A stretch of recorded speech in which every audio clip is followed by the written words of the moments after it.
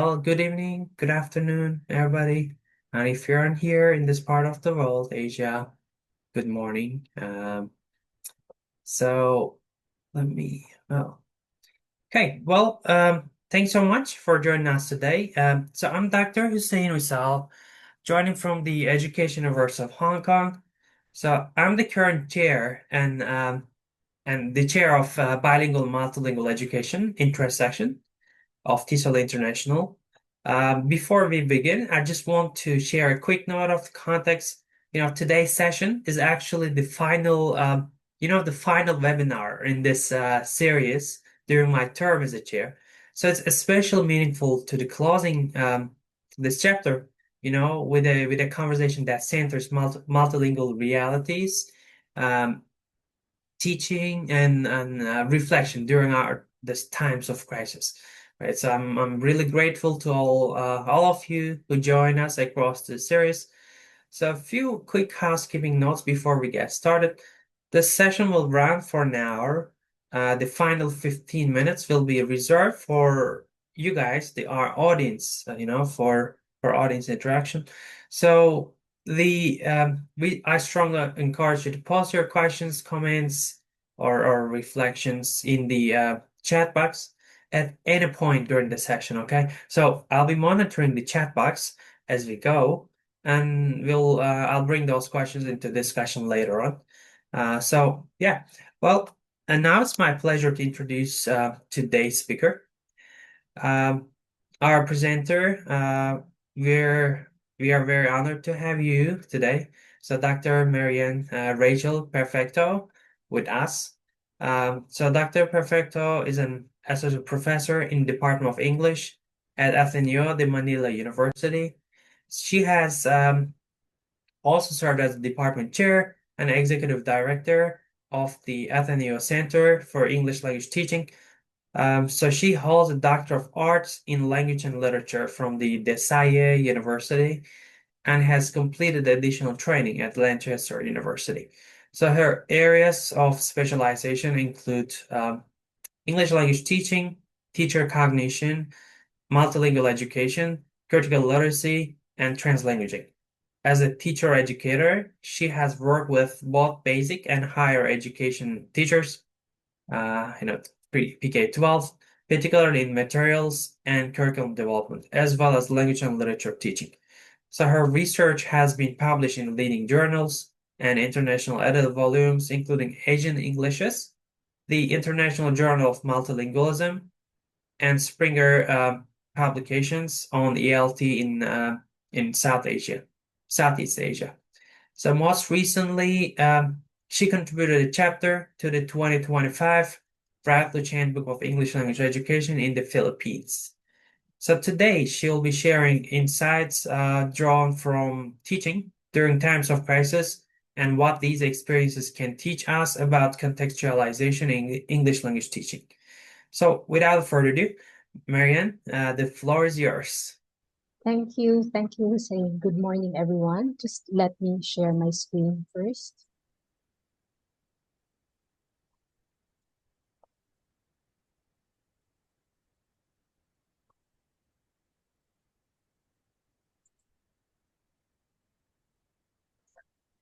Good day, everyone. Thank you that you have allowed me or given me this opportunity. Thank you to Hussein for giving me this opportunity to share my study on contextualizing in English language education insights, and I'll share with you my insights from teaching during the pandemic. Let me begin with our context. In the Philippines, the 2016 English Curriculum Guide, mandated by the Department of Education for Basic Education, foregrounds the importance of learning the English language in forming global citizens. It recognizes that an effective language arts and multiliteracy curriculum is one that nurtures students' sense of their common ground in using their language or languages for communication as present or future global citizens so that they'll be prepared to participate in school and civic life. English language teaching, therefore, should develop student skills in using the language appropriately in various social-linguistic and social-cultural contexts. And it should broaden their knowledge of other cultures, values, and belief systems, because this has implications for the what, the when, the how, and the who of communicating. Students should be taught that understanding how language works will help them create meaning, so they can make sense of different kinds of texts when they realize the underlying patterns and rules of the language. So this allows them to appreciate the similarities and uniqueness of each language and essentially each culture. Also, in the curriculum, students are expected to learn that purpose, context, and audience determine how they will use the language and what language strategies they need to employ for them to communicate effectively. So the curriculum was implemented in 2016. 4 years later, the pandemic happened. This table shows the number of learners affected by countrywide school closures because of the pandemic. The Philippines is one of the 7 countries whose schools remained closed until in December 2020. The shift to online learning brought with it a new set of challenges, not just for the learners because they were forced to learn most of the time on their own, but also to the teachers who had to navigate teaching in this platform. So clearly, it was very clear that teaching online required proficiency in the use of digital technologies and managing learning, for which, admittedly, most teachers were unprepared. In the Philippines, in particular, problems with access to devices and internet bandwidth also plagued both teachers and the students. The Department of Education came out with a set of guidelines on the use of the most essential learning competencies, or what they call the MELCs, so that teachers will focus on teaching the most indispensable competencies given the challenges of online learning. For the types of learning, so the teachers were given 4 learning delivery modalities. Schools may adopt one or a combination of any of these modalities depending on the COVID-19 restrictions enforced by their local government, because it was different per area, and the context and needs of the learners. So the first modality is face-to-face. The second modality is distance learning, which may be modular distance learning, online distance learning, TV or radio-based instruction. The third modality is blended learning, and the fourth is homeschooling.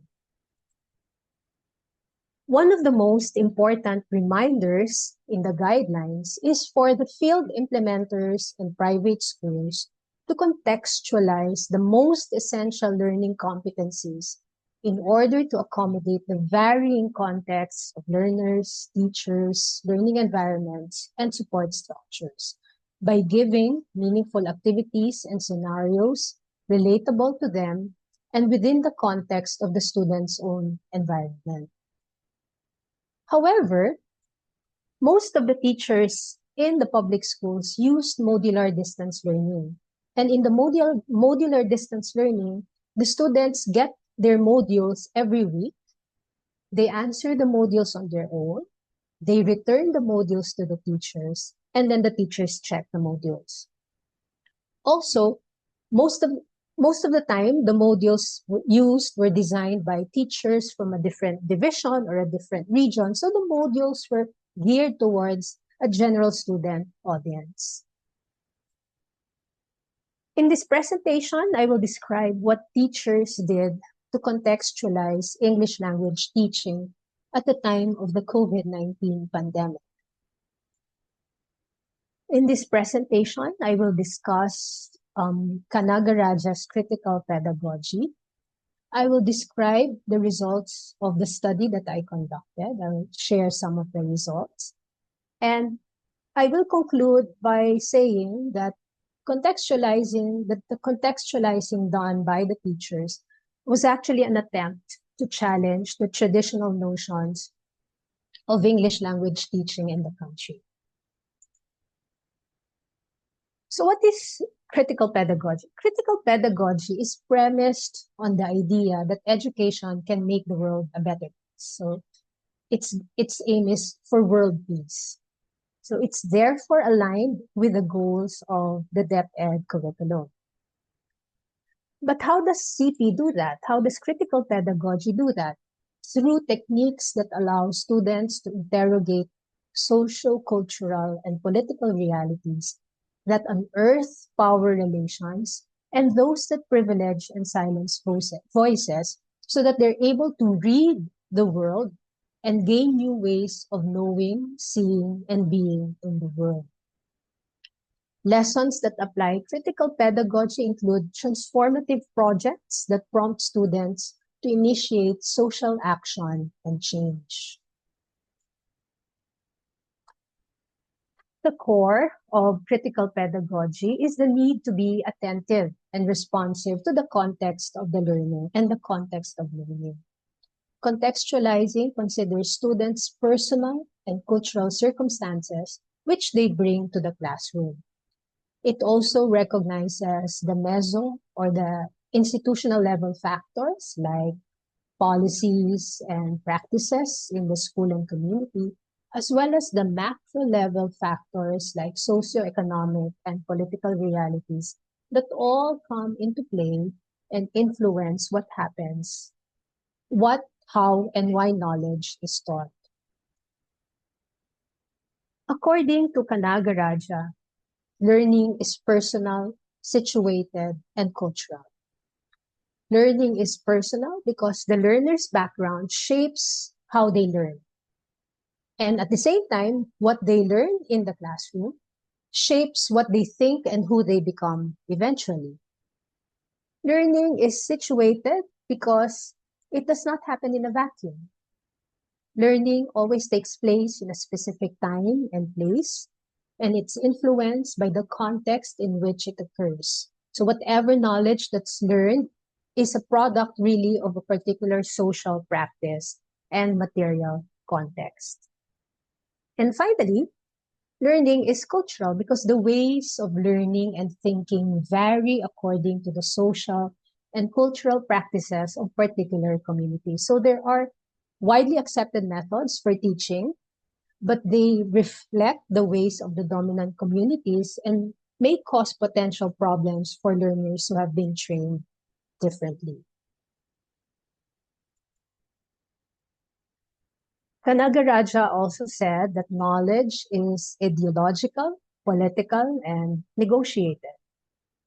Knowledge is embedded in the world, so it's value-laden. So it represents the ideological, cultural, political, and social forces that have shaped it. Knowledge that has been institutionalized is one that embodies the beliefs, values, and ideas of a dominant social group, which other members are made to learn in order to maintain the hold of the dominant group. And just an aside, whenever I teach literature classes in university level students, and one of the things that I always ask them is, what texts did you discuss when you were in high school? So they will mention the text, so on and so forth. And then I will ask them, who wrote them? Male or female? Just to emphasize the idea that the, the canon that we are made to study is actually the result of the choosing of a particular dominant group because it serves their interests. So this is what Kanagaraja also means. That's why for critical pedagogy, teachers, we cannot be mere transmitters of facts. Teachers have the ethical responsibility of negotiating the hidden values and interests behind knowledge, and we're expected to help our students to adopt a critical orientation to learning so that knowledge is negotiated and it's not simply passed on to students. teachers and students collaborate and construct knowledge together. He thus pushes for a pedagogy of appropriation, and he echoes the suggestion of Cramsch in 1993 to use strategies that allow the students to problematize cultural differences so that they can move in and out of cultures. Because in doing so, they will develop a higher level of social-linguistic competence that will allow them to negotiate cultures.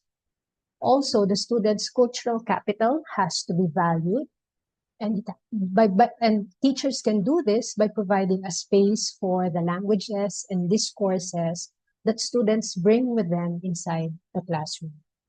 So our role as teachers is to balance this democratic space by allowing students' voices and cultures to flourish, but at the same time, to make them aware of the limitations of their views, discourses, and practices so that they'll be open to other views and beliefs. My study used a qualitative research design to provide a rich description of the phenomenon that I wanted to describe. It used an online survey questionnaire to get a broad idea of what the teachers do in their classes. This was supplemented by individual online interviews of respondents who agreed to be interviewed. A total of 57 middle school and junior high school teachers of English participated, both from private and public schools. So they answered the survey. 5 interviews were done.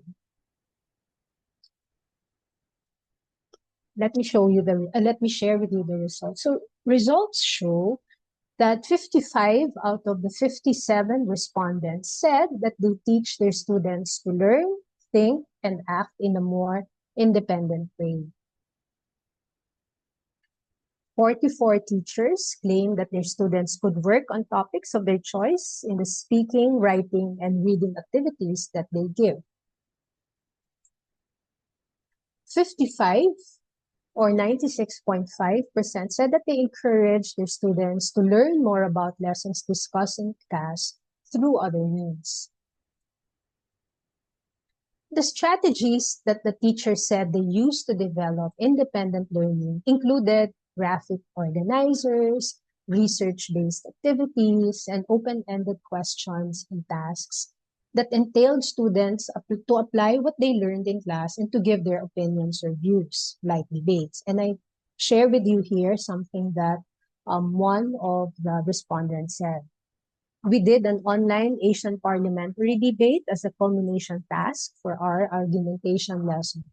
I did a short lecture on the basics of AP debate, then the students were divided in teams and were given motions. They had to independently research about the topic and support their views.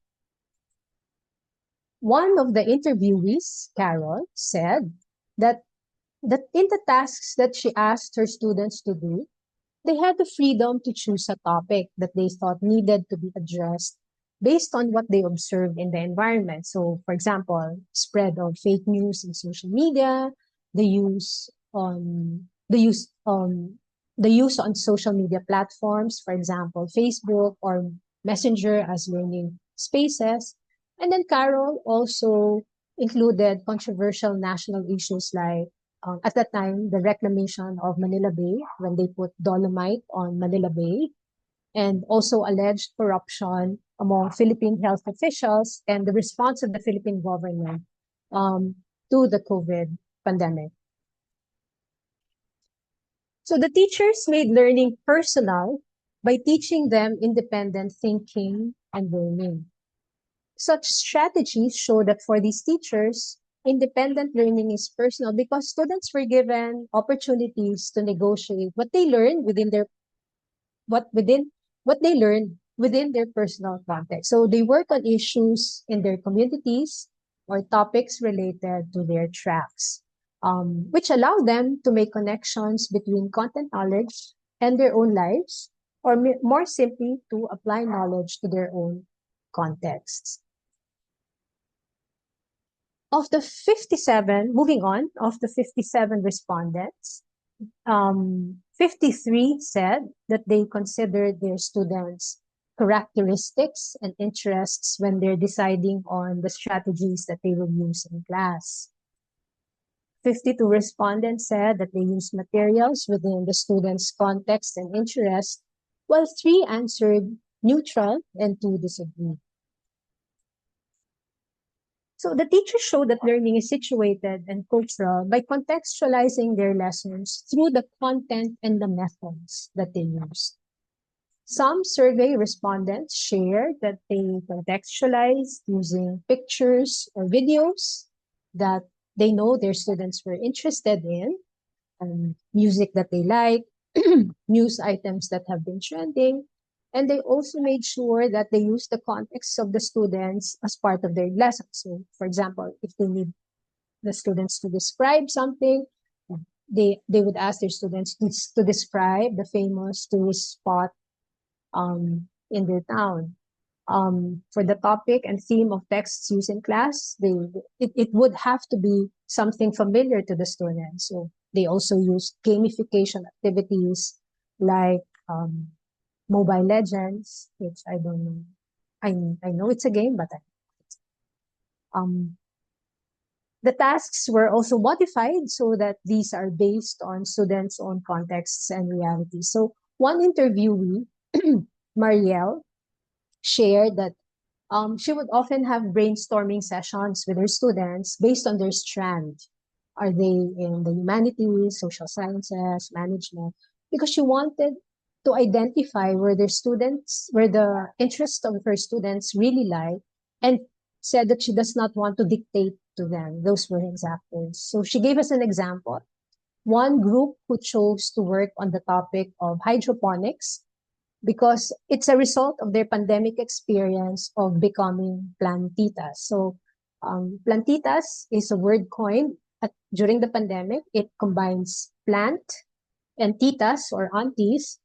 Um, so at the time of the pandemic, so many people found themselves just taking care of plants because we were all just locked up in our houses. So that's plantitas.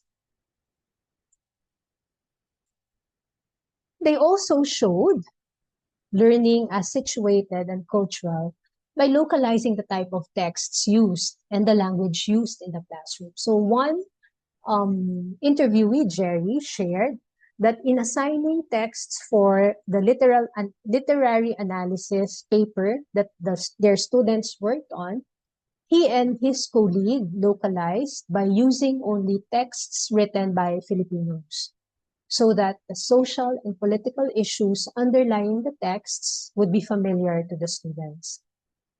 For them, it would be easier for the students to relate to these texts because it's a reflection of what we had in the society, and some of the little pieces are a reflection of the history that we have.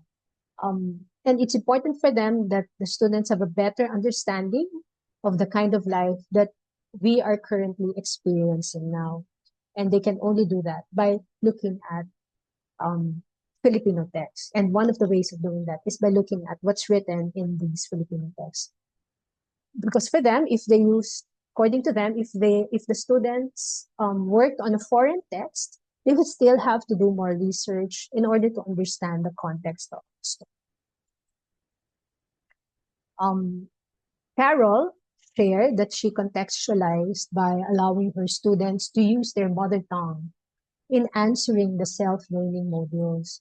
According to her, there were some students who would answer in English and then midway would switch to Filipino. She said that she allowed this because it was a way of encouraging student participation. She wanted her students to have this feeling that the online class is a safe space where they can freely share their ideas and thoughts, and for them to realize that there's nothing wrong with the use of the mother tongue in the English class. Another teacher, Nina, said that although she made an effort to use articles written by Filipino writers, she did so because of the content and not really because of how it was written.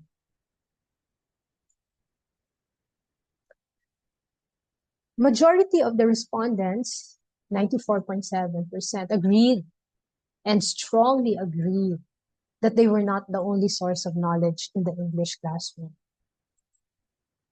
They all claim that they recognize their students' diverse backgrounds and perspectives, and said that they encourage their students to express their views and share their ideas.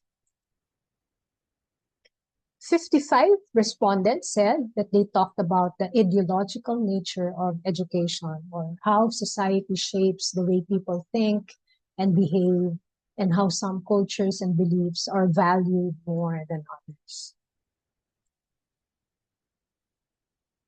Most of the respondents said that their class discussions and activities involved allowing their students to express their own opinions and views, surfacing their beliefs and values, and unearthing the cultural values and practices underlying the texts discussed in class. For example, one teacher said that she would ask the students to discuss so she would often ask her students, what are the beliefs of the characters? Where are they coming from? And then she would further ask them, are these beliefs moral, ethical? Who are powerful and who are neglected? So she said that she would often do this in her class. To teach the ideological nature of knowledge, the teachers also did a lot of comparing. The teachers compared their students' views and opinions with one another, or related these with their context. And you have these views because this is your context. And then what are the views of people from another context? So that students would widen their perspectives about what's happening in society and become more tolerant of others' beliefs. And so that they will also understand that bias and prejudice do happen in different cultures. One respondent who agreed to do the email interview, Karen, shared a specific lesson where she discussed how ideology works through the short story The Lottery by Shirley Jackson. Students first analyzed the characters asynchronously using the worksheet that she gave. And then during their synchronous session, she said they discussed the story. And through the discussion, the students understood where the characters were coming from and understood the role of society in shaping one's beliefs. According to Karen, they questioned and recognized how society contributed to the beliefs of its members. And she said that the class had a fruitful discussion of the absurdity of the lottery and reached the conclusion that dissent is necessary for check and balance. At the end of the lesson, they also identified the beliefs in society that they think were oppressive to other people. And for her, she said that the lesson helped her students realize how society, situations, and encounters contribute to knowledge. So the results revealed that at the time of the pandemic, the participants were cognizant of DepEd's 2020 directive to contextualize the MELCs in order to accommodate the varying contexts of learners, teachers, learning environment, and support structures.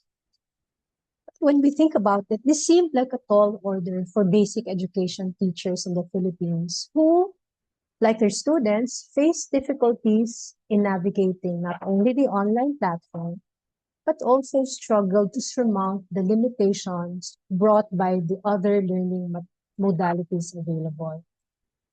Because how can you teach reading if the only modality available to the students is modular distance learning?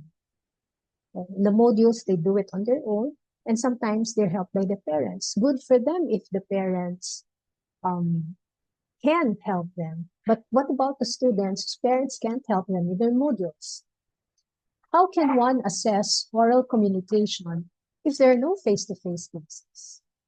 And more importantly, how can one form global citizens using the English language when the students are confined in their own homes and literally isolated from the outside world? But what I found is that despite these constraints, faced by the teachers in the study, they were still able to contextualize. They used their agency to go beyond the generic modules that they were supposed to use and designed lessons that talked about trending topics online that their students found interesting. The teachers created tasks that did not exclude students who did not have the same digital opportunities or resources. It provided them with options to submit a written or multimodal output task given the resources available to them. They also utilized modes that were most accessible to their students and used social media to deliver the lessons and conduct consultations with their students. A number of them were using Messenger to connect to the students. However, contextualizing in critical pedagogy also, also includes encouraging learners to make pedagogical choices that offer sounder alternatives to their living conditions. For critical pedagogy, contextualizing in English language teaching is not just about exploring the affordances of what students bring with them in the classroom, nor taking into account what they can or cannot do. It's also about empowering the students to use what they learn so that they can transform their lives and the lives of others. In other words, critical pedagogy should include transformative action. Because when students reflect on how their lives are connected to the socio-political and cultural realities, and when they see the world from a more inclusive perspective, they are empowered to make decisions about their learning and to take steps towards transformative action outside the classroom. But if we go back to the types of activities done by the students or given by the teachers, they focused mostly on exploring ideas. There was no opportunity, hardly was there an opportunity for transformative action. But admittedly, it's the learning modality that's available at the time during the pandemic. It's what limited the kinds of tasks that teachers could design in their classes. Because most teachers use the modular approach during the pandemic, they were unable to explore the possibilities of new technologies to create new channels of knowledge, new methodologies, new relationships between the students who seek knowledge and the most advanced technological innovations that we have at our disposal.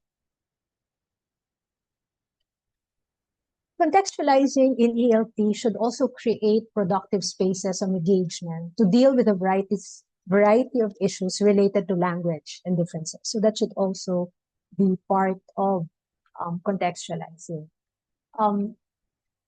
My study with the teachers showed that some teachers recognize the importance of the mother tongue in learning English. However, it was apparent that contextualizing for most of the participants did not include examining the language used in the text or used by the students. So there was no metalinguistic awareness taught to the students. Okay. But again, this was not surprising because although the curriculum guide articulated that ELT should develop the students' skills in English and their mother tongues appropriately in various sociolinguistic and sociocultural contexts, it was actually silent about the varieties of the English language. So the default variety of English that students studied for underlying patterns and rules was still standard American English because there was no awareness that different types of Englishes actually exist. And this echoes the findings of a study done in 2021 by Espino, Gonzalez, and Martin in their analysis of English language education in the Philippines. And they claim that English language education, particularly curriculum development, does not account for linguistic diversity in the classroom and instead privileges native speaker standards.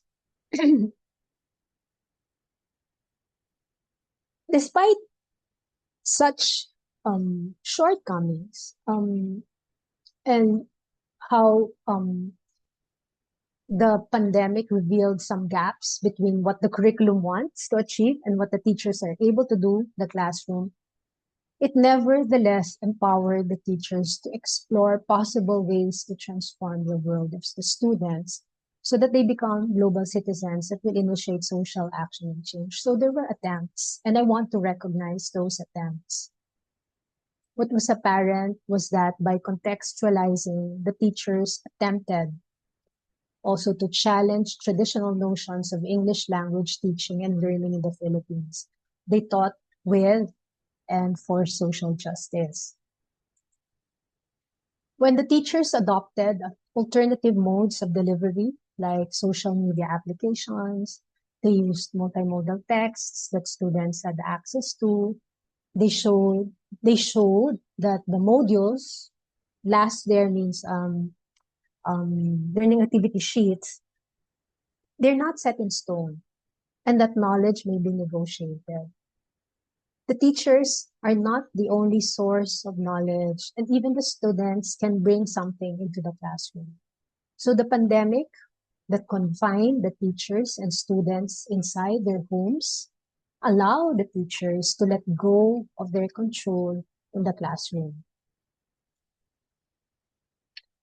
By considering their students' diverse contexts when designing tasks, the teachers showed that teaching and learning English is not just a cognitive activity, but it's also a personal one. They recognize their students' varying characteristics, capabilities, and conditions, and they try to address these rather than giving one-size-fits-all assignments that may exclude or disadvantage some students. The shift to online learning foregrounded the digital divide in the country, but the teachers attempted to bridge this despite their limited resources. By using material related to the students' contexts and local community rather than just those with references to the target language culture, and by thinking of ways to make the lessons relevant to the context of the students, where they can encounter and use the English language, the teachers show that learning English is not merely for a superficial aim of communicating in everyday mundane situations. Students were not just studying English to learn how to read, write, or communicate in English, but also to connect what they learn to their own personal lives so that they can think about it. They can think about how they can address the issues that plague their own communities. The agency that teachers found in the shift to different modalities of learning provided space for their students to recognize their own agency. By providing a space for a variety of cultures and the students' languages, the teachers prepare their students to be both global and local speakers of English so that they can navigate through the differences, but at the same time, find convergences in this multifariousness, which is central to global citizenship.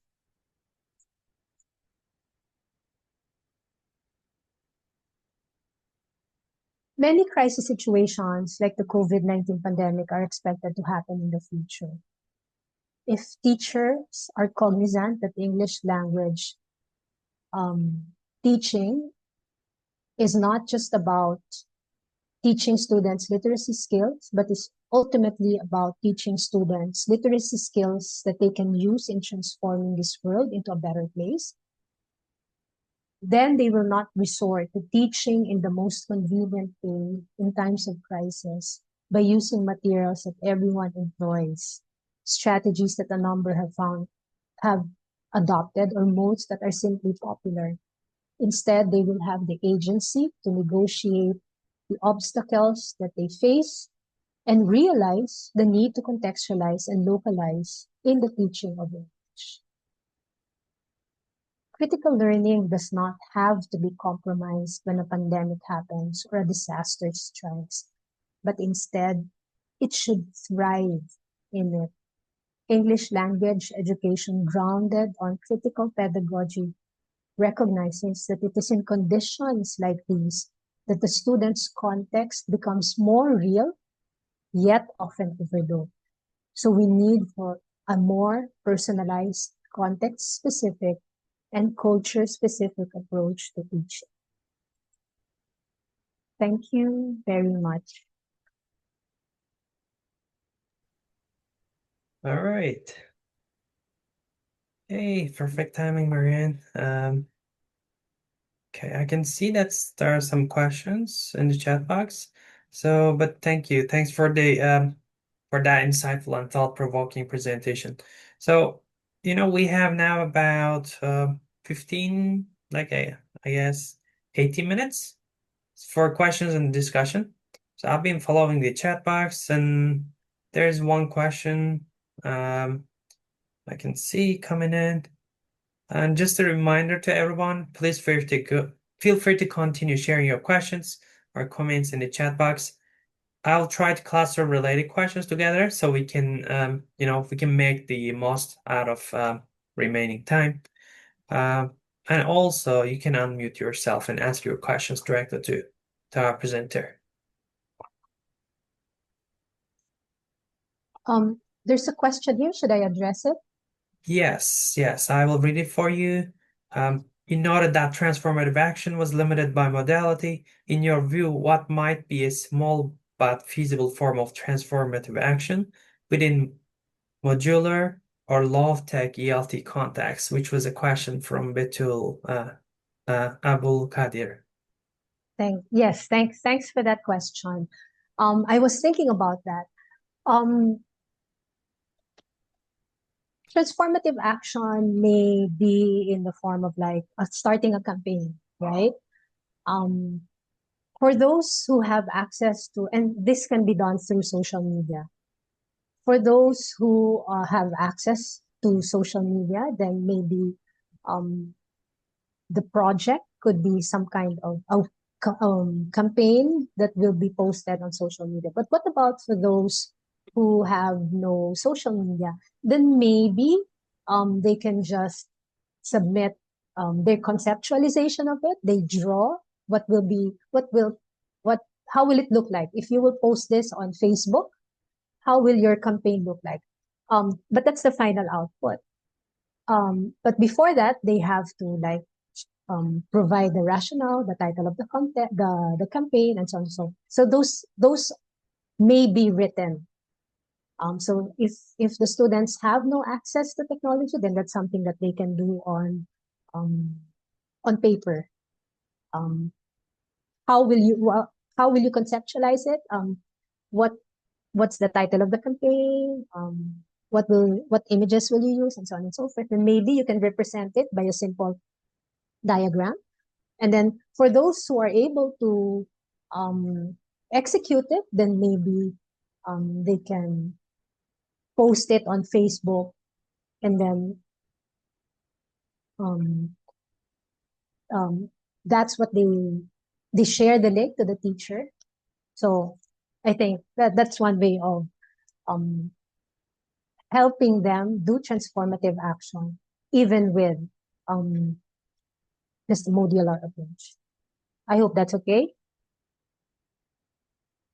Or maybe the others have ideas. There may be depth ed teachers here who did something similar.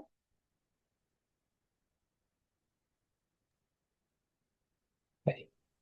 Well, other questions? Comments?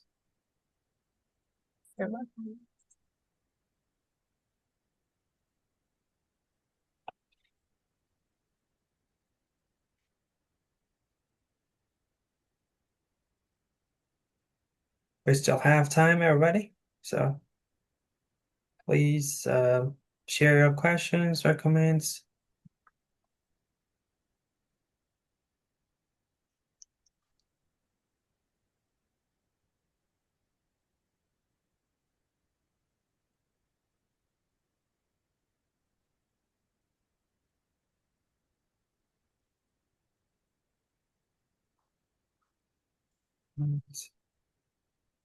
Maybe you can write your questions, or Yeah, maybe you can share your experience.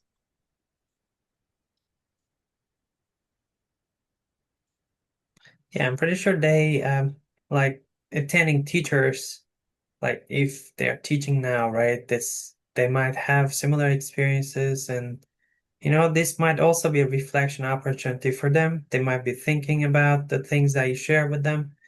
Um, maybe, yeah, just I hope that somebody will, well, at least they can share their thoughts or questions. I mean, yeah, it doesn't have to be a question, by the way.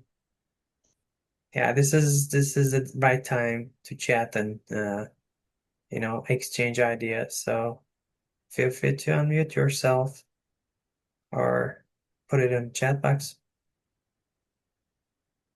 I'm doing the teacher letting and giving pressure to people. I hope it's okay. Nudging them a little bit. Well, I don't have, we have questions. All right. Okay. Okay, well, I guess, yeah.